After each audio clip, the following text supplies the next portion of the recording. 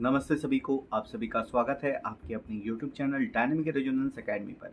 आज के इस वीडियो में आप सभी को Jharkhand polytechnic 3 year diploma course के पहले काउंसलिंग के सीट अलॉटमेंट लिस्ट और एडमिशन प्रोसेस के बारे में जानकारी दी जाएगी। तो जो भी विद्यार्थी इस चैनल पर पहली बार आए हों और या फिर चैनल को अब तक सब्सक्राइब नहीं किए हों तो वो सभी लोग चैनल को सब्सक्राइब कर लें, क्योंकि इस चैनल के माध्यम से आपको आगे भी Jharkhand polytechnic diploma BTech course सभी के संबंध में जानकारी मिलते रहेंगी। तो चैनल को सभी लोग सब्सक्राइब कर लें। तो चलिए वीडियो में आगे बढ़ते हैं। देखिए, झारखंड पॉलिटेक्निक के 3 ईयर डिप्लोमा कोर्स के पहले काउंसलिंग का सीट अलॉटमेंट लिस्ट जारी कर दिया गया है। तो अब बहुत विद्यार्थी पूछे थे सर कि अलॉटमेंट लेटर कैसे डाउनलोड होगा, एडमिशन का क्या प्रोसेस रहेगा, एडमिशन में क्या क्या डॉक्यूमेंट लगेगा, तो उसके लिए ठीक है।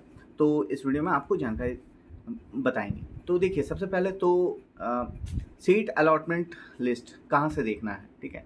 तो जैसे आप लोग जहाँ से जेएसएसबी का साइट से, ठीक है, जेएसएसबी सर्च कीजिएगा तो वहाँ पे सबसे पहले आपको जो साइट दिखेगा jssb.jharkhand.gov.in, तो वो उस लिंक पे जाना है, ठीक है। फिर उसके बाद सबसे पहले तो आपको होम पेज पे ही, ठीक है, लेफ्ट साइड में आपको डाउनलोड का ऑप्शन दिखेगा। तो डाउनलोड सेक्शन में जाइएगा तो वहाँ पे seat allotment list, provisional seat allotment list first counselling का वहाँ पे आपको दिख जाएगा। वहाँ से आप उसको डाउनलोड भी कर सकते हैं, ठीक है। ये अलॉटमेंट लिस्ट आप देख लिए। अब देखिए कि अलॉटमेंट लिस्ट के आगे का क्या प्रोसेस होता है कि आपको अपना अलॉटमेंट लेटर डाउनलोड करना पड़ता है, जिसमें आपको जेएसएसबी ये मतलब कि अपने तरफ से प्रूफ देता है, ठीक है, कि आप उस डॉक्यूमेंट को ले जाकर जहाँ आप एडमिशन लीजिएगा वहाँ पे वो दिखा सकते हैं कि हाँ हमें ये सीट अलॉट हुआ है। तो वो अलॉटमेंट लेटर डाउनलोड करना पड़ता है। तो अलॉटमेंट लेटर डाउनलोड करने के लिए आप क्या करेंगे कि जेएसएसबी के होम पेज पे जाएंगे, वहाँ पे click here for all online counselling है। वहाँ पे आप मतलब कि वहाँ पे क्लिक करने के बाद झारखंड पॉलिटेक्निक के ऑप्शंस में जाइएगा, ठीक है, पॉलिटेक्निक एंट्रेंस कॉम्पिटिटिव एग्जामिनेशंस के ऑप्शन में जाइएगा। वहाँ पे क्लिक करके लॉगिन करना है आपको और फिर वहाँ पे 1000 पे करिएगा, ठीक है। तो फिर आपका अलॉटमेंट लेटर डाउनलोड हो जाएगा। देखिए, ये जो 1000 फी है ये आपका जो है ये नॉन रिफंडेबल होता है, जो बाद में आगे चल के यदि आप एडमिशन लेते हैं तो उस फी में आपको एडजस्ट कर दिया जाता है, ठीक है। ऐसा नहीं कि आपसे ज़्यादा फी ले लिया जा रहा है, वो आपको एडजस्ट कर दिया जाएगा। बशर्ते अगर कोई स्टूडेंट, ठीक है, अलॉटमेंट लेटर डाउनलोड करने के बाद भी अगर एडमिशन नहीं लेते हैं तो उनका वो जो फी है वो सीज हो जाता है, नॉन रिफंडेबल होता है। तो इसलिए जो विद्यार्थी एडमिशन जिनको लेना होगा वही लोग अलॉटमेंट लेटर डाउनलोड कीजिएगा, ठीक है। अब अलॉटमेंट लेटर डाउनलोड करने के बाद क्या है कि आपको एडमिशन्स के लिए जाना पड़ेगा। तो एडमिशन के लिए देखिए मतलब कि जो डॉक्यूमेंट, ठीक है, जो आपको बना के रख लेना है या फिर पहले से आप बना के रखे होंगे तो वो चीज़ आप लोग को बता देते हैं। देखिए, सबसे पहला तो आपका इंपॉर्टेंट है कि सीट अलॉटमेंट लेटर जो अभी आप लोगों ने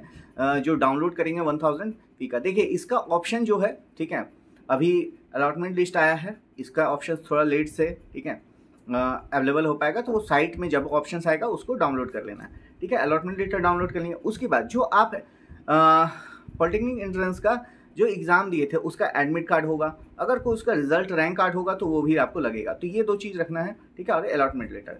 अब देखिए कि बहुत सारे विद्यार्थी, ठीक है, जो झारखंड पॉलिटेक्निक का क्वालिफिकेशन होता है, बेसिक क्वालिफिकेशन 10th पास होता है, ठीक है। तो 10th पास का आपका मान लीजिए कि सबसे जो बेसिक क्वालिफिकेशन है, अगर आप सिर्फ 10th करके आए हैं तो आपको क्या लगेगा, 10th का एडमिट कार्ड, मार्कशीट और पासिंग सर्टिफिकेट। सीबीएसई बोर्ड के जो स्टूडेंट्स होते हैं उनमें शायद नहीं दिया जाता है। बहुत सारे विद्यार्थी मुझसे पूछ रहे थे कि सर हमें पासिंग सर्टिफिकेट नहीं मिला।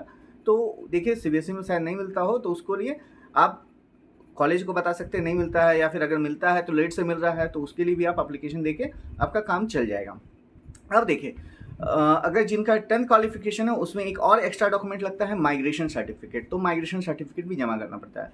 अब कुछ ऐसे विद्यार्थी होंगे जो 12th करके या फिर ग्रेजुएशन करके आएंगे तो वो उन चीज़ों का भी सर्टिफिकेट मतलब कि देंगे, ठीक है, जो भी आप किए होंगे, ठीक है, चाहे वो 12th हो, ग्रेजुएशन हो, तो उसके भी सर्टिफिकेट को जमा करना होगा। और जो आपका लेटेस्ट क्वालिफिकेशन, क्योंकि देखिए उस समय क्या होगा कि आपके पास अगर किसी के पास 12th का है, 12th करके आ रहे हैं या फिर ग्रेजुएशन करके आ रहे हैं, तो उस समय आपके पास 10th का माइग्रेशन से काम नहीं चलेगा। जो आपका लेटेस्ट क्वालिफिकेशन होगा उसका माइग्रेशन सर्टिफिकेट लगेगा और बाकी चीज़ों का एडमिट कार्ड, मार्कशीट और पासिंग लगेगा, ठीक है। ये चीज़ें हैं। अब देखिए, इसके बाद है कि आपको जिस कॉलेज से आप पास आउट हुए हैं, जो लास्ट कॉलेज जो आप अटेंड किए हैं, वहाँ का आपको ट्रांसफ़र सर्टिफिकेट या फिर कॉलेज लिविंग सर्टिफिकेट लगता है, ठीक है। साथ ही वहाँ का कैरेक्टर सर्टिफिकेट भी आपको जमा करना पड़ेगा। अब कुछ मतलब कि गवर्नमेंट या फिर कुछ गवर्नमेंट अथॉरिटी, चाहे वो स्टेट के हों, सेंट्रल अथॉरिटी हो, ठीक है, उनसे कुछ डॉक्यूमेंट बनाना पड़ता है। तो उसमें सबसे पहला है कि आपका जो इम्पोर्टेंट डॉक्यूमेंट है, local residence certificate of Jharkhand state by CO, SDO and DC, ये होना ज़रूरी है, ठीक है। ये किसी का भी चलेगा, CO का भी, SDO का भी, या फिर DC सर का भी, ठीक है, किन्हीं का भी होना ज़रूरी है, ठीक है। उसके बाद अगर किसी कैंडिडेट को, ठीक है, कास्ट रिजर्व सीट्स अगर अलॉट हुआ है तो ही, अगर किसी को UR से सीट अलॉट हुआ है तो उसमें कास्ट सर्टिफिकेट की ज़रूरत नहीं होती है। अगर कास्ट सर्टिफिकेट हुआ है, चाहे वो SC ST कैटेगरी के भाई बहन हों या फिर नॉन क्रीमी लेयर से जो बिलोंग करते हो, BC1 BC2 कैटेगरी से बिलोंगिंग भाई बहनों, अगर उनको कैटेगरी सीट अलॉट होता है तो वो अपना मतलब SC ST का कास्ट सर्टिफिकेट शो करेंगे और BC1 BC2 का कास्ट सर्टिफिकेट शो करेंगे। तो ये बना किसका होना चाहिए? झारखंड स्टेट का ही बना हुआ होना चाहिए, CO, SDO या फिर DC का, ठीक है। अब देखिए कि कुछ कैंडिडेट होंगे जो EWS कैटेगरी से बिलोंग करते होंगे, EWS से सीट अलॉट हुआ होगा, ठीक है, तो उनको भी मतलब कि झारखंड स्टेट का CO, SDO, DC का बना हुआ वो सर्टिफिकेट आपको देना होगा झारखंड स्टेट का, ठीक है। अगर इन कैटेगरी से, चाहे वो मतलब कि SC ST कैटेगरी हो या फिर BC1 BC2 कैटेगरी या फिर EWS कैटेगरी, तो इन कैटेगरी से अगर सीट अलॉट नहीं हुआ है तो आपको सर्टिफिकेट देने की जरूरत नहीं है, ठीक है। अब देखिए एक और चीज़ है कि बहुत सारे स्टूडेंट TFW के लिए अप्लाई करते हैं, ठीक है, TFW जिसमें फ़ी थोड़ा कम लगता है, ठीक है। तो वो सर्टिफिकेट, उसके लिए आपको क्या करना पड़ता है कि income certificate, valid income certificate of Jharkhand state CO, SDO, DC का वो आपको लगता है। अगर TFW नहीं मिला है तो इनकम सर्टिफिकेट भी देने की जरूरत नहीं है, लेकिन आपका जो कंपलसरी डॉक्यूमेंट है वो local residence certificate of Jharkhand state CO, SDO, DC होना पड़ेगा, तभी आपका एडमिशन होगा, वरना नहीं होगा, ठीक है। उसके बाद अगर कुछ PH सीट्स होते हैं, ठीक है, तो अगर किन्हीं को PH सीट्स अलॉट होता है जिसमें उनके पास सर्टिफिकेट हो, ठीक है, झारखंड गवर्नमेंट का, सेंट्रल गवर्नमेंट का, मोर देन 40 या फिर 40 above then greater than 40% disability का, तो वो भी झारखंड या फिर सेंट्रल गवर्नमेंट का दिखा सकते हैं, ठीक है। अब इतना कुछ हो जाने के बाद, ये सारी डॉक्यूमेंट होने के बाद आपको एफिडेविट बनवाना पड़ता है, ठीक है, एंटी रैगिंग का, ठीक है, कि आप रैगिंग को प्रमोट नहीं करेंगे, ना खुद प्रमोट करेंगे, खुद करेंगे या फिर खुद बर्दाश्त करेंगे। तो इस चीज़ को, रैगिंग को प्रमोट नहीं करेंगे, उसके लिए एंटी रैगिंग का curving the menace of anti ragging को हम लोग मतलब कि ना प्रमोट हो, उसके लिए एक एफिडेविट करवाया जाता है, वो पेरेंट्स एंड कैंडिडेट का दोनों का होता है, तो वो बना लीजिएगा, ठीक है। उसके बाद एक मेडिकल सर्टिफिकेट बनाना पड़ता है कि मतलब कि आप फिजिकली फिट हो फॉर टेक्निकल एजुकेशन। इन सारे डॉक्यूमेंट के साथ, ठीक है, इतने जो मैं डॉक्यूमेंट बात कर रहा हूँ, इन सारे डॉक्यूमेंट को के साथ इन सभी का दो फोटोकॉपी आपके पास होना चाहिए, ठीक है, दो फोटोकॉपी सेल्फ अटेस्टेड जो भी है होना चाहिए।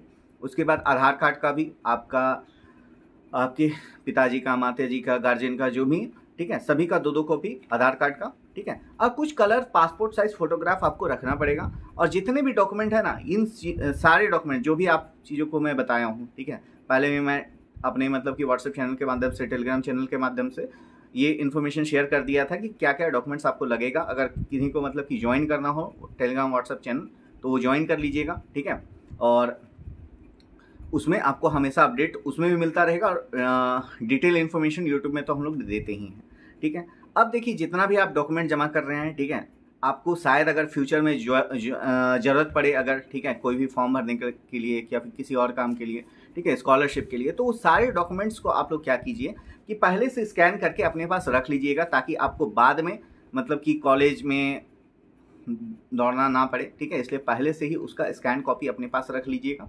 और मतलब कि कुछ भी अगर दिक्कत होती है, परेशानी होती है, काउंसलिंग से रिलेटेड कुछ भी डॉक्यूमेंट्स से, ठीक है, कुछ भी वैसा अगर दिक्कत आपको आता है तो आप लोग थंबनेल में दिए गए नंबर पर एक बार कांटेक्ट कीजिए। हमारे तरफ से जो पॉसिबल हेल्प करने हो पाएगा वो हम आप लोगों के लिए करेंगे, ठीक है। और आप लोगों से यही रिक्वेस्ट रहेगा कि सभी लोग चैनल को सब्सक्राइब कर लें और इस वीडियो को ज़्यादा से ज़्यादा शेयर करें, ताकि सभी लोगों तक ये इन्फॉर्मेशन पहुँचे, ठीक है, और सब लोग अपना मतलब कि एडमिशन अच्छे से ले पाएँ, ठीक है। और किसी को अगर वो दिक्कत हो तो हम तक कॉन्टैक्ट कर पाएँ, क्योंकि हम लोग लगातार झारखंड टेक्निकल स्टूडेंट्स के लिए लगातार हेल्प कर रहे हैं 2019 से, और आगे भी इसी तरह हम लोग स्टूडेंट्स हेल्प सपोर्ट में कुछ कर पाएँ, करते रहें, तो इसलिए आप लोगों का सपोर्ट चाहिए, ठीक है। इस वीडियो को ज़्यादा से ज़्यादा शेयर कीजिए, ठीक है। चैनल को सब्सक्राइब कीजिए, वीडियो को शेयर कीजिए। इस वीडियो में इतना ही, जल्द ही मिलेंगे एक नए वीडियो में, ठीक है। जय हिंद, जय भारत, भारत माता की जय, वंदे मातरम।